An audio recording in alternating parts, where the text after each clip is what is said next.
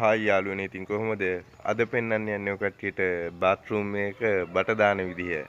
මතක තියාගන්න තනි වුණාට දුක් වෙන්න එපා බං. නැගිටපන් ආයේ තනියම. ගහපන් ගේමක් තනියම. ගොඩ දාපන් මුළු පවුලම තනියම.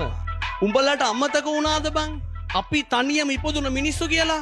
මතක තියාගනිල්ලා. තනිකම උඹලව දවසක පට්ට චරිතයක් කරනවා. මෙන්න මෙහෙමයි බට දාන්න ෂවර් එකට කඩාගත්තේ බිත්තිය. ඒ එන ලයින් එක මෙහෙම දිගටම යනවා.